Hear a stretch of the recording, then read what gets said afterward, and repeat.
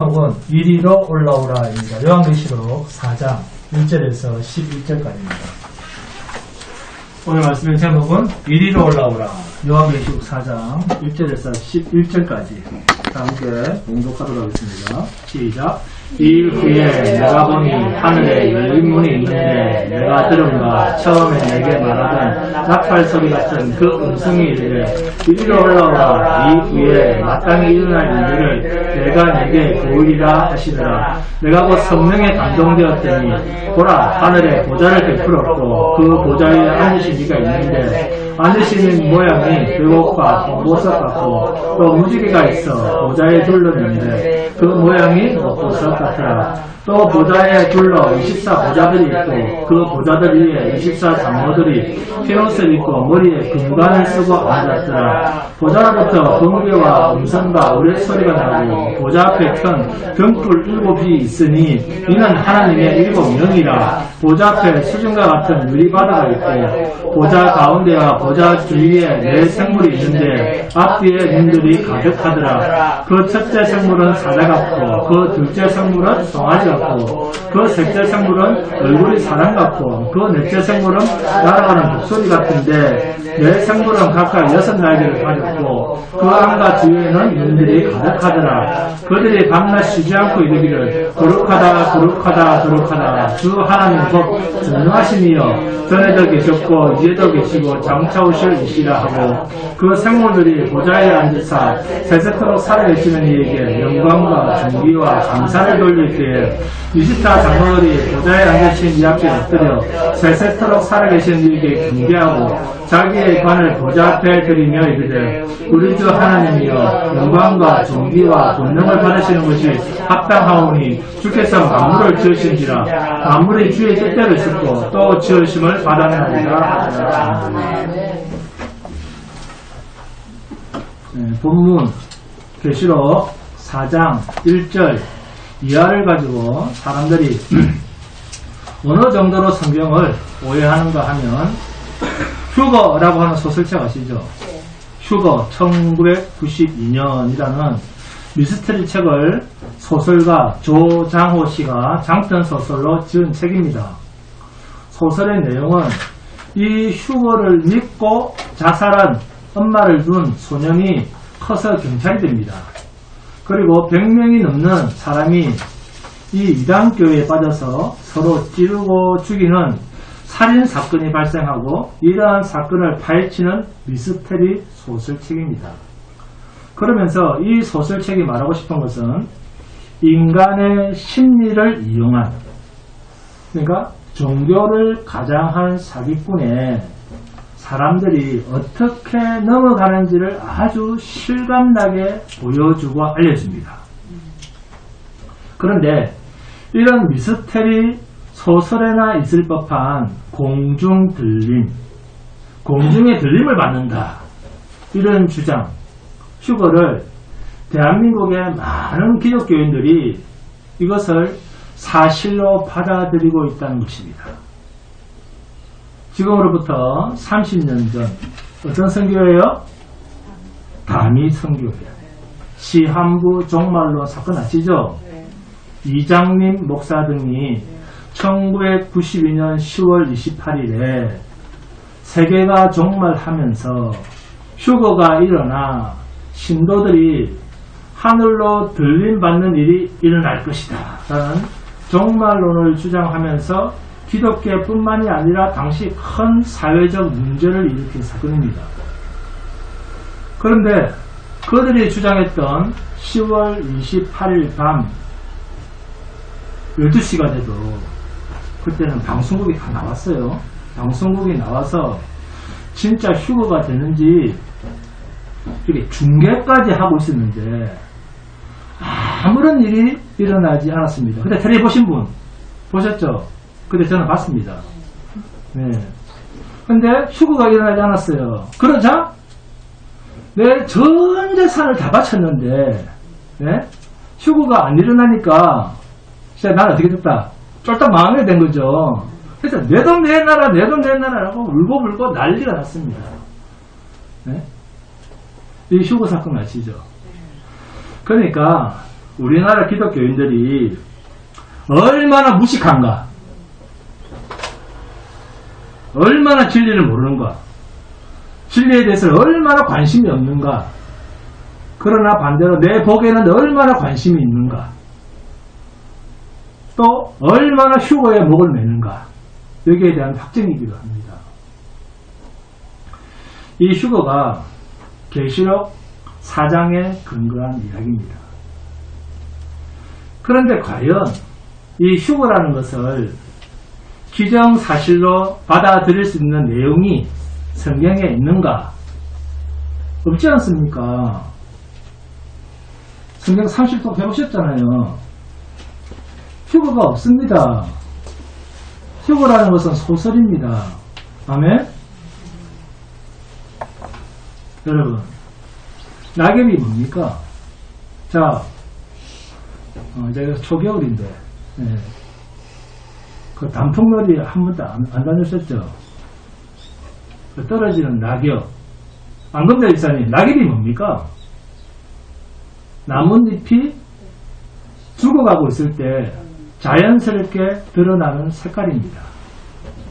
그런데 그 낙엽이 좋다고 사람들이 가을만 되면 산으로 인산인해를 이룹니다. 정말 너무하지 않습니까? 죽어가고 있는 나뭇잎을 보면서 여기에 돈을 쏟아붓고 좋아하고 마음을 빼앗기고 시간을 빼앗기고 그 짓을 하고 있습니다. 죽어가고 있는 것을 즐기는 거예요.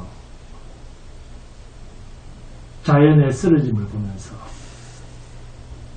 내 인생의 끝장도 어떻게 될 것인가, 이런 눈으로 자연을 본다면 그렇게 즐길 수 있는 여유자적할 일이 아니잖아요. 자, 그러면 씻을 수 없는 이 지옥의 휴거 사건에 대해서 성경은 과연 인정을 하는가? 여기에 대해서 오늘 한번 상고해 보겠습니다. 계시록 4장 1절이 이 일 후에 라고 시작을 하고 있습니다. 자, 계시록 1장 9절 10절입니다. 함께 공독합니다. 요한계시록 1장 9절 10절입니다. 시작. 나 여호와는 너희 형제여 예수의 환난과 나라와 참음에 동참하는 자라. 하나님의 말씀과 예수를 증언하였으므로 말미암아 반모라함은 섬에 있었더니 주의 날에 내가 성령에 감동되어 내 뒤에서 나는 나팔 소리 같은 큰 음성을 들으니. 아멘. 내가 성령에 감동되어 내 뒤에서 나는 나팔 소리 같은 큰 음성을 들으니 했습니다.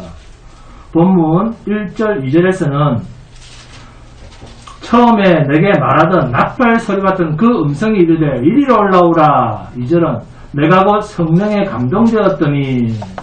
같은 분위기입니까? 아닙니까? 같은 분위기입니다. 그러면 본문 1절에 이 일 후에 라는 이 일은 어느 때입니까? 적어도 계시록 1장 10절에서 3장 22절까지의 사건이잖아요. 반모섬에 감금된 사도 요한이 성령에 감동되어 보았던 환상, 그 이후의 두 번째 환상입니다. 그러니까 요한계시록 1장 1절에서 3장 22절까지가 사도 요한이 반모섬에서 본 몇 번째 환상? 첫 번째 환상이고, 그 이후, 자, 오늘 본문 4장이죠. 4장부터 시작되는 두 번째 환상에는 어떤 일이 있느냐? 본문 1절에 이리로 올라오라. 이 일 후에. 이제는 계시록 3장까지 말고 이후에 마땅히 일어날 일들을 내가 내게 보이리라 했습니다. 자, 그런데 첫 번째 환상에서 보는 계시록 3장까지의 단어들이 4장에 들어가서도 계속해서 반복적으로 사용되고 있다는 점을 유의해서 살펴볼 필요가 있습니다. 우선 계시록 3장 4절 5절 그리고 18절입니다. 함께 공부합니다. 계시록 3장 4절 5절 그리고 18절입니다. 계시록 3장 4절 5절 18절 시작. 그러나 사대에 그 옷을 더럽히지 아니한 자 몇 명이 내게 있어 흰옷을 입고 나와 함께 다니리니 그들은 합당한 자인 연고라. 이기는 자는 이와 같이 흰옷을 입을 것이요 내가 그 이름을 생명책에서 결코 지우지 아니하고 그 이름을 내 아버지 앞과 그의 천사들 앞에서 시인하리라. 18절. 내가 너를 권하노니 내게서 불로 연단한 금을 사서 부유하게 하고 흰옷을 사서 입어 벌거벗은 수치를 보이지 않게 하고 안약을 사서 눈에 발라 보게 하라. 네. 흰옷이 등장하죠. 계시록 4장 4절입니다. 또 보좌에 둘러 24보좌들이 있고 그 보좌들 위에 24장로들이 어떤 옷? 흰옷을 입고 머리에 금관을 쓰고 앉았더라. 여기서도 계속해서 흰옷이 등장을 합니다. 그러니까 계시록 4장 앞에서 봤던 그 모습, 핵심 단어들이 4장, 5장에서도 계속 언급된다는 사실을 염두에 두시기 바랍니다. 자, 그러면 이번에는 계시록 3장 21절입니다. 한번 봅니다. 계시록 3장 21절. 시작. 이기는 그에게는 내가 내 보좌에 함께 앉게 하여 주기를 내가 이기고 아버지 보좌에 함께 앉는 것과 같이 하리라 하면. 자, 어떤 단어가 핵심입니까? 보좌입니다. 네, 그렇습니다. 보좌입니다. 계시록 4장 4절입니다. 함께 봉독합니다. 계시록 4장 4절. 시작. 또 보좌에 둘러 24보좌들이 있고 그 보좌들 위에 24장로들이 흰옷을 입고 머리에 금관을 쓰고 앉았더라. 우리에게 준다고 했던 흰옷과 보좌가 나옵니다. 하나님의 약속대로 그 흰옷을 입고 그 보좌에 앉아 있습니까? 없습니까? 흰옷을 입고 보좌에 앉아 있습니다. 그러니까 첫 번째 사도 요한이 보았던 환상이 어떻게 구체적으로 성취되어 있는가를 두 번째 환상에서 사도 요한이 보고 있는 거예요. 그러니까 요한계시록은 1장에서 3장까지의 첫 번째 환상이 어떻게 구체적으로 나타나고 전개되고 가는가, 전개되어 가는가 하는 것을 보는 장면들이 계시록 4장 이후부터 마지막 계시록 22장까지입니다. 그래서 계시록 1장에서 3장까지의 내용을 가지고 무엇을 읽어야 된다? 계시록 4장부터 마지막 22장 끝까지를 봐야 되는 거예요. 자, 또 하나 보겠습니다. 요한계시록 3장 8절입니다. 함께 공부합니다. 요한계시록 3장 8절. 시작. 볼지어다 내가 내 앞에 열린 문을 두었으되 능히 닫을 사람이 없으리라. 네? 무슨 문요? 열린 문입니다. 계시록 4장 1절입니다. 함께 공부합니다. 시작. 이 후에 내가 보니 하늘에 열린 문이 있는데 아멘. 이렇게 일곱 교회를 이야기하던 내용들이 자 그러면 연결되는 계시록 4장 이후에도 계속해서 나오겠습니까? 안 나오겠습니까? 나옵니다. 계시록 1장에서 3장까지의 내용을 계시록 4장부터 마지막 22장까지 쭉 풀어서 이야기를 하고 있는 거예요. 이게 요한계시록입니다. 그러니까 요한계시록 1장 1절부터 3장 마지막까지를 반드시 알고 있어야 되는 거예요. 그 내용을. 그 내용을 알고 있어야지 나머지 요한계시록이 풀립니다. 요한계시록 4장이라고 해서 3장과는 전혀 다른 내용으로 전개되어 있는 말씀이 아니라 첫 번째 보았던 환상의 연장성상에서 그 첫 번째 환상을 풀어주고 있는 이야기가 계속해서 계시록 4장에서 22장까지의 이야기라고 말입니다.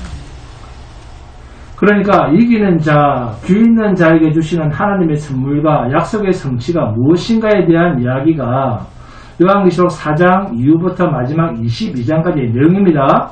그래서 계시록 1장에서 3장까지의 첫 번째 환상과 본문 4장 1절에서 등장하는 2일 후에라는 두 번째 환상을 각각 다른 별개의 사건으로 보게 되면 된다 안 된다? 안 됩니다. 그렇게 보게 되면 필연적으로 나타나는 현상이 종교 사기꾼, 단위 성결과 같은 시한부 종말론, 휴거 사건이 됩니다. 따로따로 보게 되면. 이 휴거를 가장 강력하게 주장하는 사람들이 세대주의자들입니다. 우리나라의 대표적 세대주의자가 여의도 순복음교회 죽은 조영기 목사입니다. 그러니까 늘 우리는 잘 되자는 거예요. 세대주의자들의 휴거, 그 근거 구절이 요한계시록 4장 1절, 그리고 데살로니가전서 4장 16절 17절입니다. 주께서 호령과 천사장의 소리와 하나님의 나팔 소리로 친히 하늘로부터 강림하시리니 그리스도 안에서 죽은 자들이 먼저 일어나고 그 후에 우리 살아남은 자들도 그들과 함께 구름 속으로 끌어올려 공중에서 주를 영접하게 하시리니 그래야 우리가 항상 주와 함께 있으리라 입니다. 우리가 그동안 쉽게 들었던 휴거의 장면 묘사 구절입니다. 그런데 이 말씀을 풀어주는 적용하는 구절이 세대주의자들은 본문 1절을 뽑습니다. 이 일 후에 내가 보니 하늘에 열린 문이 있는데 내가 들은 바 처음에 내게 말하던 나팔 소리 같은 그 음성이 이르되 이리로 올라오라 했다는 거예요. 이후에 마땅히 일어날 일들을 내게 보이리라 하시더라. 실제적으로 휴거를 적용하는 장면을 봐라. 이 계시록 4장 1절을 대표로 해서 우리가 휴거가 되는 것이다. 이렇게 이야기를 합니다.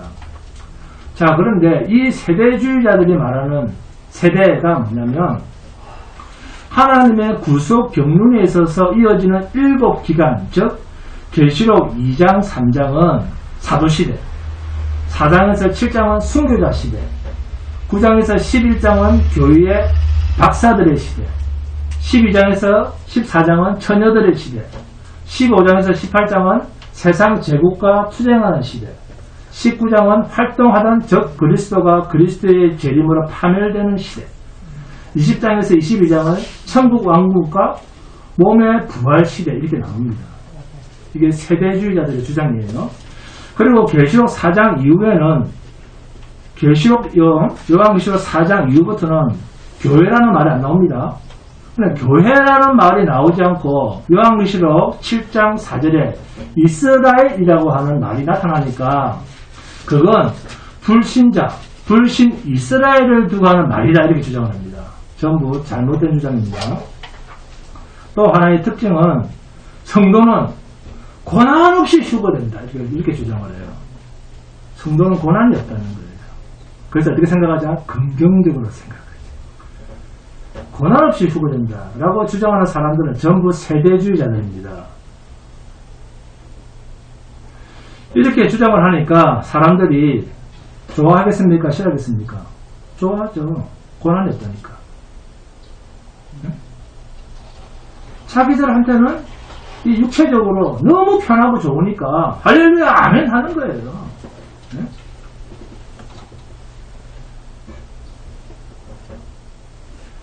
그러니까 그걸 보니까 사람들이 너무 좋아하거든. 더 좋아하니까 뭘 붓습니까? 기름을 붓는 거예요. 뭐로? 상급론으로. 많이 했어요. 많이 하셔야 하는 거예요. 축복 이야기 하면서 영혼도 잘 되고 육체도 잘 되고 범사에 잘 되고 삼중축복, 오중축복 이야기를 하는 거예요. 좋죠? 주한교회 설교보다. 그러니까 휴거라는 말은 성경에는 없습니다. 그런데도 불구하고 사람들은 왜 세대주의자들의 휴거 주장을 좋아하느냐? 우리 같은 이방인 그리스도인들이 고난을 피해서 전 환란 3년 반을 피해간다는 거예요. 좋습니까? 나쁩니까? 좋죠. 다 좋아하죠. 고난이 없는 혼인잔치. 이 세상에서 고난을 겪지 않고 혼인잔치 가는 거예요. 네? 그러니까 덮어놓고 좋아하는 거예요. 고난이 있다고 새벽기도 나와서 감사하는 기도 들어본 적 있습니까? 여러분 주위에. 그런 사람 하나도 없습니다. 다 종교적이라는 거예요. 신앙인들 아니에요. 여러분 정말 믿음이 뭔지 아셔야 됩니다. 예수님이 이 땅에서 십자가에 못 박혀 죽었다니까요. 그런데 어떻게 나한테는 고난이 없다고 생각을 합니까? 고난이 없어야 된다고 생각을 합니까? 이상한 생각 아니에요? 그래서 주한교회처럼 십자가의 복음은 고난과 함께한다 이런 말씀은 인기가 없는 거예요. 이상하다는 거예요. 들으면 요한일서 5장 16절에 이런 말씀이 있습니다. 누구든지 형제가 사망에 이르지 아니하는 죄 범하는 것을 보거든 구하라. 그리하면 사망에 이르지 아니하는 범죄자들을 위하여 그에게 생명을 주시리라. 사망에 이르는 죄가 있으니 이에 관하여 나는 구하라 하지 않노라. 사망에 이르는 죄가 뭡니까? 죄는 지었는데 사망에는 이르지 않는답니다. 그런데 사망에 이르는 죄도 있답니다. 그게 뭐죠?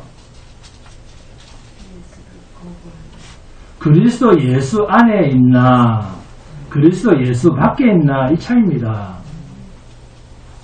그러니까 성경을 읽으면서 죽음에 이르지 않는 죄도 있구나 이렇게 글자로 성경을 읽으면 안 된다 그 말이에요. 예수 안에 있으면 죄가 없고 예수 밖에 있으면 다 사망에 이르는 죄인이라는 거예요.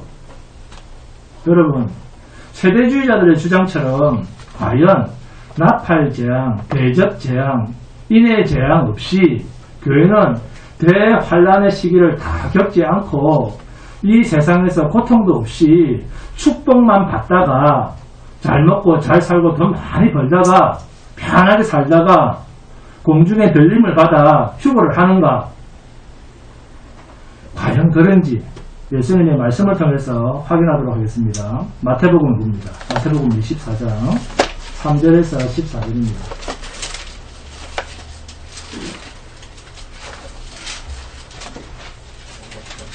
마태복음 24장 3절에서 14절입니다.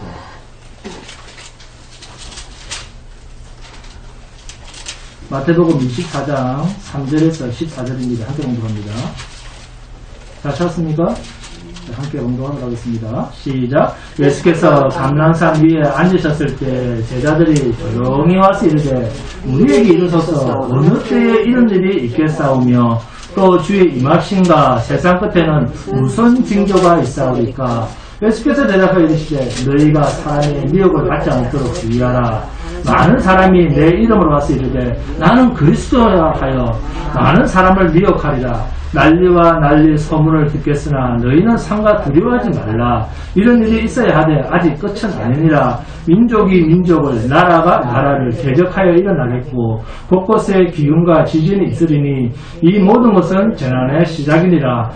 그때에 사람들이 너희를 환난에 넘겨주겠으며 너희를 죽이리니 너희가 내 이름 때문에 모든 민족에게 미움을 받으리라.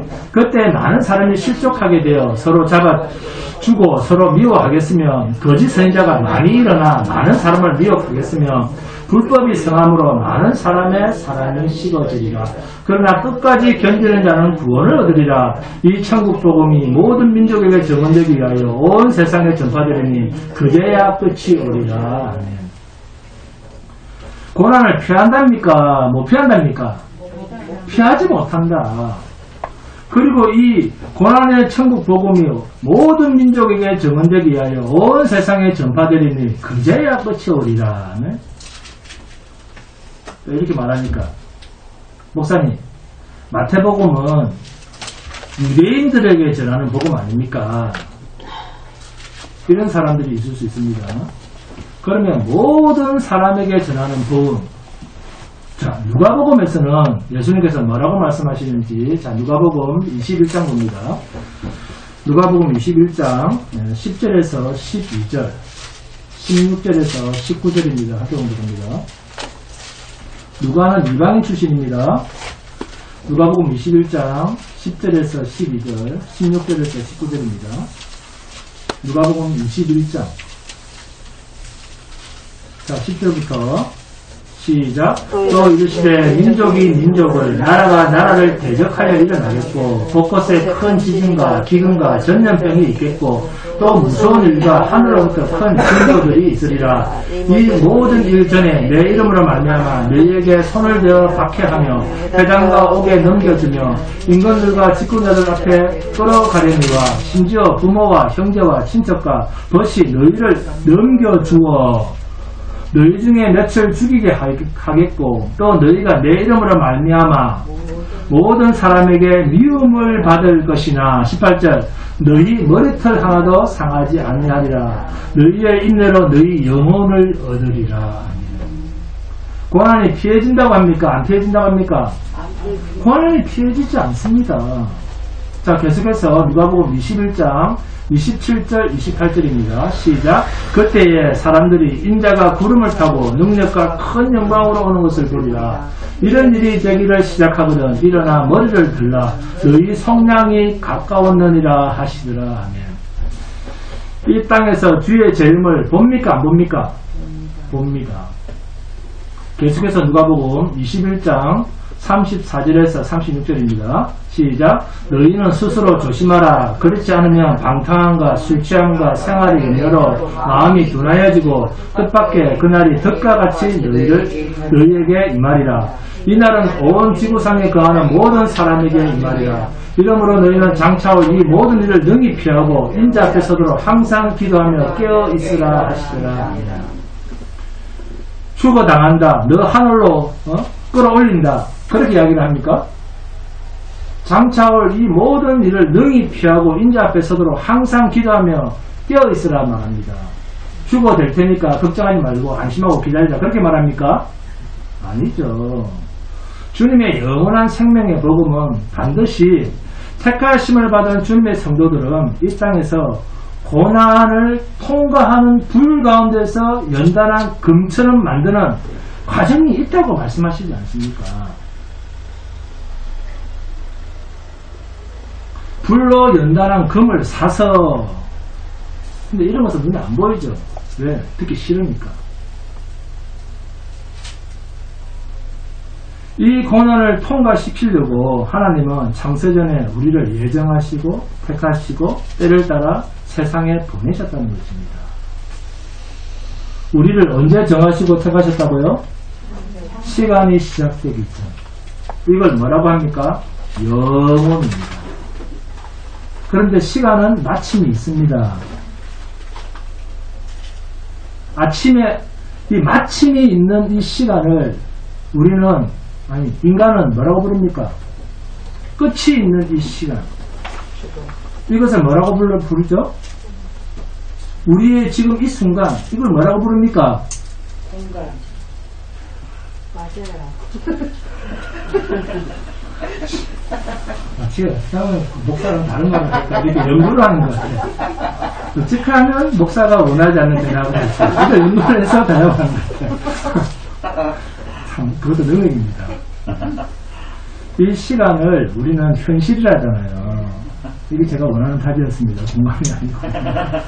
현재라고 알려요. 현재, 현실. 네. 이 시간 우리는 현실이라고 합니다. 네. 그렇죠. 그런데 하나님은 우리가 현실이라고 말하는 이 시간을 하나님은 뭐라고 표현을 할까요? 잠시. 네? 우리 그 김현수 검사님이 안 보이니까 되게 심심하네. 숨으셨나 보다. 눈이 안 보이니까 부를 수가 없네. 자, 우리가 현실이라고 부르는 이 시간을 하나님은 꿈이라고 이야기를 합니다. 환상이라고 이야기를 합니다. 왜요? 왜 하나님은 우리는 현실이라고 부르는데 하나님은 그건 꿈이야, 환상이냐 이렇게 말씀하실까요? 꿈은 반드시 어떨 때가 있다? 그렇습니다. 할렐루야. 박수 치주세요. 네, 아주 잘하셨습니다. 깨어날 때가 있다. 그죠? 그래서 꿈 같은 뭐다? 인생이라고 합니다. 네, 시간은 끝나는 때가 있다는 것입니다. 하나님이 보시는 이 세상은 우리는 현실이라고 하는데 하나님은 꿈이라고 이야기를 합니다. 반드시 깨면 꿈은 실제입니까? 실제가 아닙니까? 없어지는 것입니다. 허망한 것입니다. 그래서 눈에 보이는 이 세상은 꿈 같은 것이기 때문에 하나님의 영원한 것을 붙잡도록 하시는 거예요. 하나님은. 그래서 열심히 여호와를 알라는 거예요. 자, 저번 주 설교 다음에 와신 분, 정리하신 분, 손 들어보세요. 군사님들. 1명, 2명, 3명, 4명, 5, 6, 7명.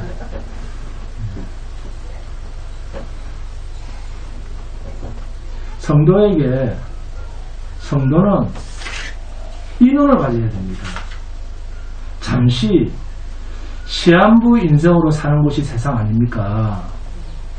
잠자는 동안 꿈꾼 걸 가지고 실제화시키는 사람이 어디 있습니까? 성도는 지금의 인생을 꿈의 시간으로 보면 된다. 곧 깰 것이다. 그 말입니다. 꿈에서 깼는데 하나님과 함께하면 그게 현실인 것입니다. 그러니까 세상에서 정반대로 우리가 살아갈 수밖에 없죠. 찬송가 492장 아시죠? 김현식 집사님 아시죠? 우리 김유석 집사님 아십니까? 우리 유명한 권사님 아세요? 잠시 세상에 내가 살면서 항상 찬송 부르다가 날이 저물어 오라 하시면 영광 중에 나아가리. 열린 천국문 내가 들어가 세상 짐을 내려놓고 빛난 면류관 바다 속에서 주와 함께 길이 살리. 잠시 세상에 내가 살면서 라는 말이 꿈같은 세상 그런 말입니다. 깨면 실제가 나타난다.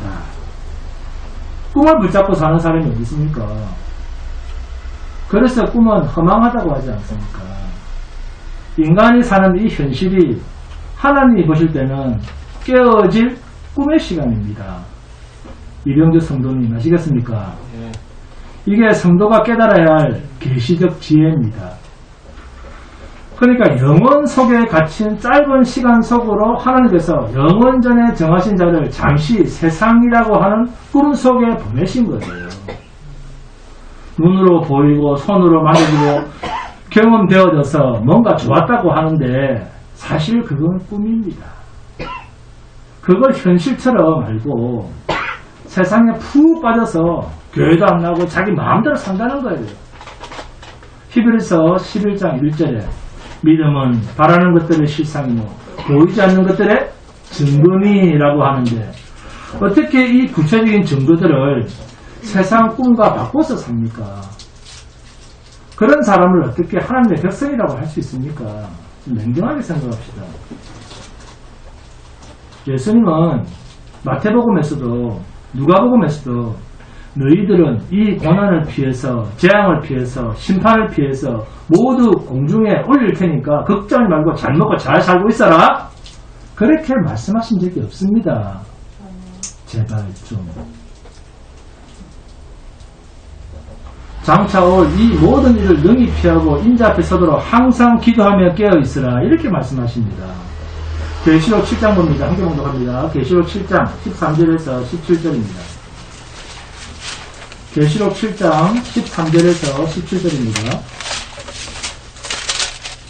계시록 7장 13절에서 17절 시작. 장로 중 하나가 응답하여 나에게 이르되 이 흰옷 입은 자들이 누구며 또 어디서 왔느냐. 내가 말하기를 내 주여 당신이 아시나이다 하니 그가 나에게 이르되 이는 큰 환난에서 나오는 자들인데 어린 양의 피에 그 옷을 씻어 희게 하였느니라. 그러므로 그들이 하나님의 보좌 앞에 있고 또 그의 성전에서 밤낮 하나님을 섬기며 보좌에 앉으신 그가 그들 위에 장막을 치시리니 그들이 다시는 줄이지도 아니하며 목마르지도 아니하고 해나 아무 뜨거운 기온에 상하지도 아니하리니 이는 보좌 가운데에 계신 어린 양이 그들의 목자가 되사 생명수 샘으로 인도하시고 하나님께서 그들의 눈에서 모든 눈물을 씻어 주실 것입니다. 여러분, 영원한 시간 속에 하나님이 예비하신 24 장로들의 보좌와 벽옥 같고 홍보석 같고 무지개가 보좌에 둘러싸여져 있는 그곳에 들어가서 누리게 될 자들이 어떤 자들이라고 계시록 4장 14절에서 말씀합니까? 이는 큰 환난에서 나오는 자들인데 어린 양의 피에 그 옷을 씻어 희게 하였느니라. 무엇을 통과해서 나왔다고요? 큰 환난을 통해서 나왔답니다. 불로 연단한 금으로 부유하게 된 자들이라는 겁니다. 이 고난의 십자가의 길을 걷고 난 뒤에 들어간 자들이라는 거예요. 아무도 여기에 대해서는 예외가 없는데 어떻게 해서 삼중 축복이다 휴거다 하면서 그런 소설 같은 이야기가 마치 성경에서 말하는 진리인 것처럼 그렇게 쉽게 미혹을 받습니까? 세대주의자들의 주장은 요한계시록 3장까지만 교회라는 단어가 나오고 4장 이후에는 교회라는 단어가 단 한마디도 안 나온다는 거예요. 그래서 계시록 6장부터 시작되는 모든 재앙은 주님이 피로 사신 교회와는 아무런 상관이 없다는 거예요. 이렇게 이야기를 합니다. 자, 그러면 이 세대주의자들의 주장처럼 요한계시록 4장에 있는 이야기가 이방인 교회, 주님이 피로 사신 교회의 공중 들린 휴거라고 한다면 그 이후 6장부터 교회가 없으니까 교회에 재앙이 없다. 교회에도 재앙이 없다. 과연 그런가? 교회에는 재앙이 없는가? 자, 요한계시록 12장 17절 봅니다. 요한계시록 12장 17절 함께 봉독합니다. 세대주의자들은 교회라는 단어가 안 나오니까 모든 교회는 휴거가 됐다. 이렇게 성경을 봅니다. 자, 17절 시작. 용이 여자에게 분노하여 돌아가서 그 여자의 남은 자손 곧 하나님의 계명을 지키며 예수의 증거를 가진 자들과 더불어 싸우려고 바다 모래 위에 서 있더라. 그 여자의 남은 자손 곧 하나님의 계명을 지키며 예수의 증거를 가진 자들 뭡니까? 교회입니다. 교회. 지금 이 말씀은 땅에서의 용과의 전쟁 이야기입니다. 바로 앞에 요한계시록 12장 13절에 용이 자기가 땅으로 내쫓긴 것을 보고 남자를 낳은 여자를 박해하는지라 하면서 나오는 이야기입니다. 여자의 후손 누굽니까? 교회입니다. 성도들입니다. 예수입니다. 뱀의 후손 반대말이 여자의 후손입니다. 요한계시록 13장 봅니다. 요한계시록 13장 6절 7절 함께 공부합니다. 요한계시록 13장 6절에서 7절 시작. 짐승이 입을 벌려 하나님을 향하여 비방하되 그의 이름과 그의 장막 곧 하늘에 사는 자들을 비방하더라. 또 권세를 받아 성도들과 싸워 이기게 되고 각 족속과 백성과 방언과 나라를 다스리는 권세를 받으니. 자, 어떤 나라가 나옵니까? 성도입니다. 짐승들이 어떤 자들과 싸워서 이겼다고 합니까? 성도들과 싸워서 이겼답니다. 여러분, 세대주의자들이 주장하는 7년 대환란의 기간을 우리는 살고 있는 자들입니다. 이미 소설이나 영화를 보고 성경을 이해하려고 하시면 안됩니다. 하나님의 독생하신 아들 예수의 피로 사신 바 된 성도는 허무맹랑한 말에 협박을 당하면 안됩니다. 협박을 안 당하려면 어떻게 됩니까? 하나님을 그만큼 알아야 됩니다. 우리는 죽어도 다시 사는 자들입니다. 성도는. 이 다시 사는 것이 주님의 영광스러운 부활과 동일한 격입니다. 성도의 죽음과 부활은 주님의 죽음과 부활 같은 거예요. 네? 죽음도 두렵지 않은 거예요. 네? 죽음이 기다려지는 삶이 믿음 있는 성도, 하나님의 택한 백성들에게 주는 거룩한 담력입니다. 여러분, 죽음이 기다려집니까? 안 기다려집니다. 갑자기 보이지 않는 목소리가 하나님의 목소리처럼 들렸어요. 네. 네. 실체가 없는 목소리가 들렸습니다.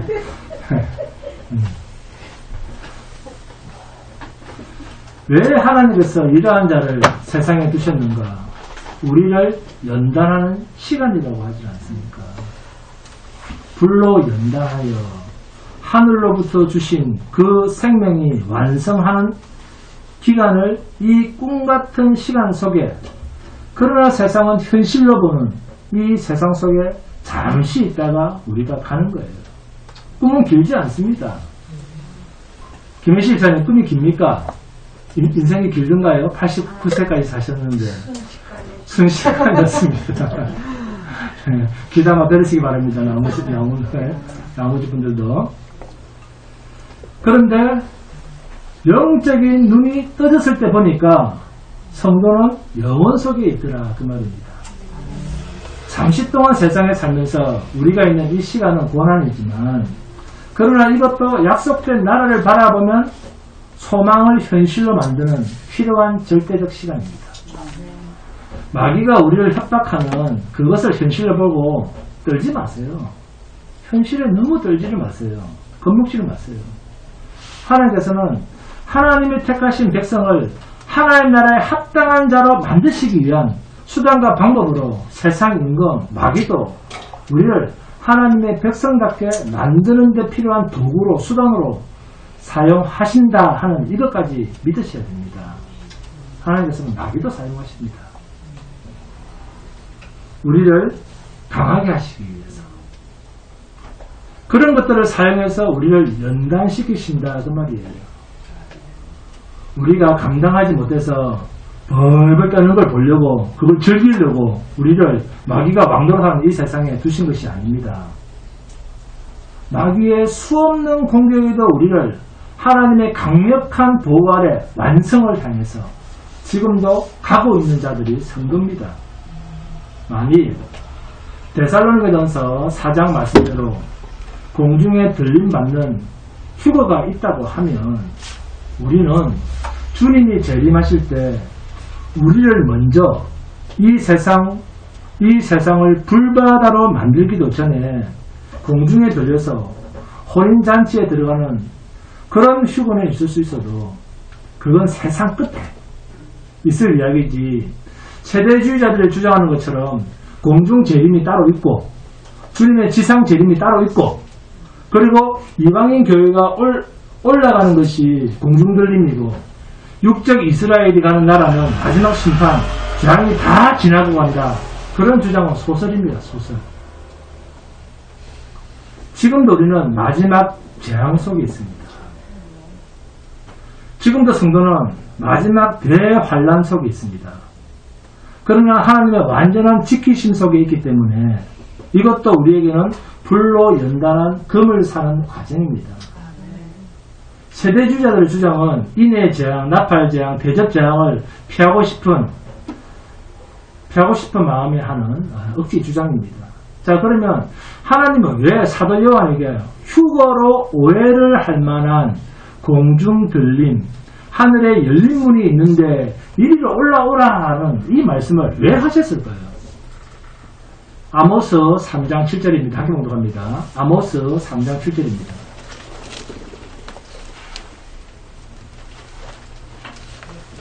아모스 3장 7절입니다.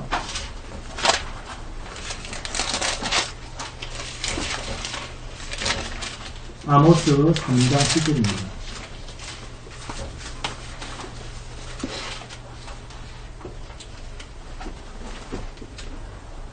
자, 주한기자님은 다 찾았습니까? 자, 함께 공독합니다. 시작. 주 여호와께서는 자기의 비밀을 그 종 선지자들에게 보이지 아니하시고는 결코 행하심이 없으시리라. 아멘. 하나님께서는 당신의 비밀을 자신의 종 선지자들에게는 보이지 않고 행하시는 일은 절대 없답니다. 그런데 본문 4장 1절을 보시면 이 일 후에 내가 보니 하늘에 열린 문이 있는데 내가 들은 바 처음에 내게 말하던 나팔 소리 같은 그 음성이 이르되 이리로 올라오라. 이후에 마땅히 일어날 일들을 내가 내게 보이리라 하시더라. 사도 요한을 어떤 소명자로 쓰고 있습니까? 선지자로 쓰고 있다는 거예요. 그런데 이 장면이 여기에만 있습니까? 에스겔 선지자에게 하나님이 하실 일을 보이십니다. 이사야 선지자에게도 다 보여주셨습니다. 하나님은 선지자들에게 하나님이 하실 일을 반드시 다 보이고 하신다는 거예요. 그래서 본문 8절입니다. 내 생물은 각각 6 날개를 가졌고 그 안과 주위에는 눈들이 가득하더라. 그들이 밤낮 쉬지 않고 이르기를 거룩하다 거룩하다 거룩하다 주 하나님 곧 전능하신 이여 전에도 계셨고 이제도 계시고 장차 오실 이시라 하고. 아멘. 이 말이 어디에 있는 말입니까? 이사야서 6장 1절에서 3절입니다. 함께 묵상합니다. 이사야서 봅니다. 이사야서 6장 1절에서 3절입니다. 이사야서 6장 1절에서 3절입니다.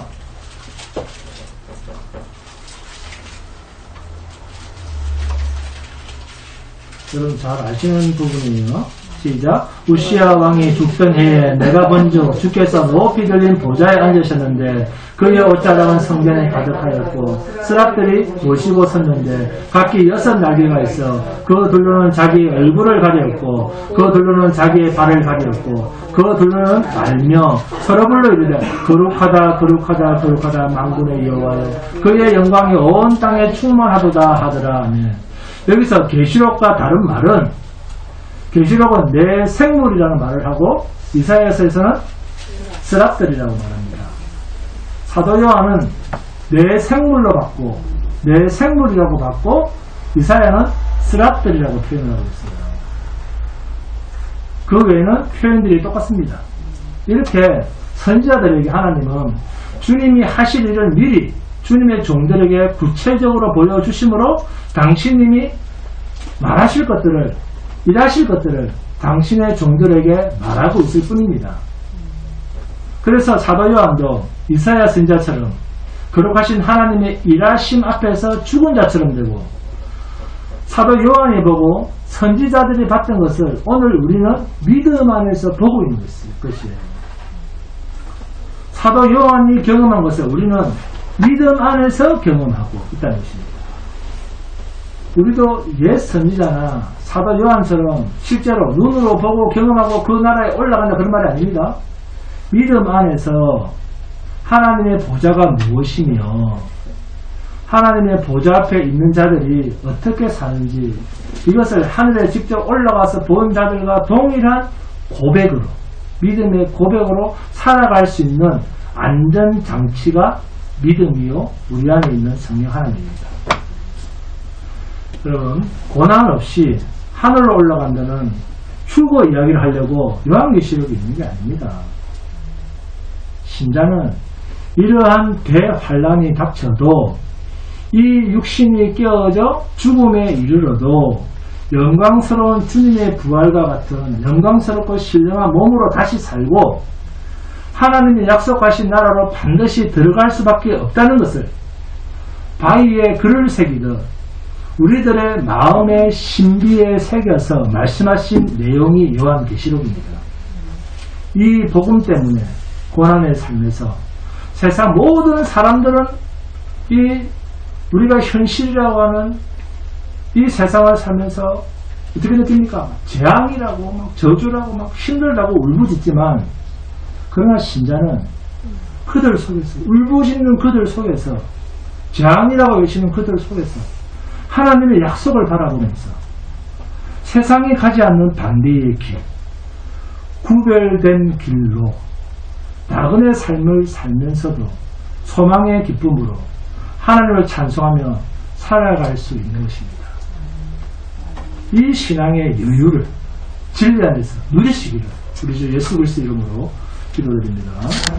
찬송하시겠습니다.